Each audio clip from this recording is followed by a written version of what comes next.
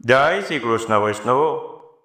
શ્રી ઠાકોરજીના દર્શન કરતી વખતે તે લીલાનું ચિંતન કરતા કરતા દર્શન કરવામાં આવે તો અવશ્ય આનંદની અનુભૂતિ થાય છે। આથી જ તો આપણે 8 સમયના દર્શનની ભાવનાનું અવગાહન કરી રહ્યા છીએ। આજે આપણે શૃંગારના દર્શનની ભાવના ઉપર વિચાર કરીશું।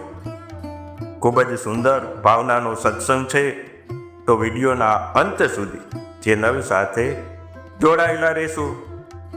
હવે સૌ પ્રથમ શ્રી યશોદોત્સંગ નંદનંદન શ્રી બાલકૃષ્ણ પ્રભુના શ્રી ચરણોમાં સાષ્ટાંગ દંડવત નમસ્કાર કરીને આજના સત્સંગની શરૂઆત કરીએ।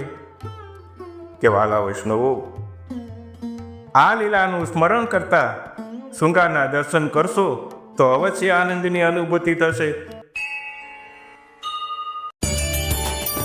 તો શૃંગારના દર્શનની ભાવના જોઈએ તો આવો ગોપાલ શૃંગાર બનાવું।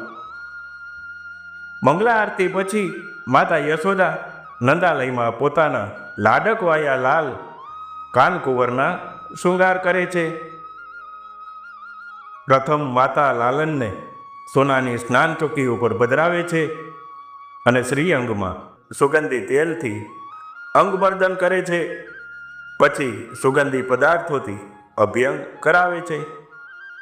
ત્યારબાદ સોહાતા ઉષ્ણ જલથી માતા યશોદા શ્રી ઠાકોરજીને સ્નાન કરાવે છે।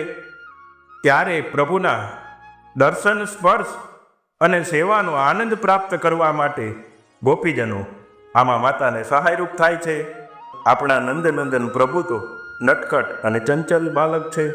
સ્નાન અને શૃંગાર કરાવતા કરાવતા પ્રભુ ક્યારેક ઉઠીને દોડીને ભાગી જાય છે, તો ક્યારેક હઠ કરે છે। તેમને મનાવવા માટે માતા ખીલોના અને મેવા મીઠાઈ આપીને બેસાડે છે। આ ભાવથી શૃંગાર ભોગ ધરવામાં આવે છે। ઋતુ અને ઉત્સવ અનુસાર પ્રભુને વિવિધ શૃંગાર ધરાવાય છે। વસ્ત્ર અલંકારના શૃંગાર પછી માતા સુગંધી પુષ્પોની માલા ધરાવે છે। ક્યારેક શ્રી સ્વામિનીજી બાલ ભાવે નંદાલયમાં ખેલવા પધારે છે, ત્યારે પ્રભુ માતા પાસે હઠ કરીને શ્રી સ્વામિનીજી જેવું શૃંગાર કરાવે છે। અને ક્યારેક પ્રભુ હઠ કરીને શ્રી સ્વામિનીજી પાસે જ શૃંગાર કરાવે છે, તો વળી ક્યારેક માતા યશોદા યુગલ સ્વરૂપના શૃંગાર કરે છે। ક્યારેક પ્રભુ બાલ ભાવે હઠ કરીને કુમારિકાઓ પાસે પણ શૃંગાર કરાવે છે। આમ શૃંગાર રસરૂપ શ્યામને શૃંગાર પ્રિય છે। આપના શૃંગાર પણ સ્વરૂપાત્મક છે। શૃંગારની બીજી ભાવના જોઈએ તો કે નિકુંજમાં નિકુંજેશ્વરી સ્વામિનીજી શ્રી રાધિકાજી પ્રભુના શૃંગાર કરે છે, ત્યારે અતિ પ્રેમથી પ્રભુ પણ પ્રિયાજીના શૃંગાર કરે છે। પ્રભુને શ્રી સ્વામિનીજીના કેસ શૃંગાર કરતા પ્રભુ પાછળ બિરાજતા હોવાથી શ્રી સ્વામિનીજીને પ્રભુના મુખ દર્શન વગર ચેન પડતું નથી। ત્યારે ચતુર શિરોમણી લલિતાજી શ્રી સ્વામિનીજીના શ્રી હસ્તમાં સુવર્ણની આરસી આપે છે અને આમ પરસ્પર આરસીમાં મુખ દર્શન કરતા કરતા શૃંગાર કરે છે।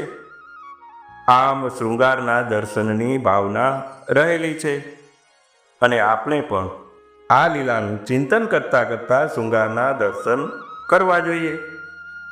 હવે આગળના સત્સંગમાં આપણે ગ્વાલના દર્શનની ભાવના પર ચર્ચા કરીશું, તો ચેનલને સબસ્ક્રાઈબ કરીને રાખજો, જેથી કરીને આવા સત્સંગની માહિતી સરળતાથી આપના સુધી પહોંચતી રહે અને આપ 8 દર્શનની ભાવના જાણી શકો।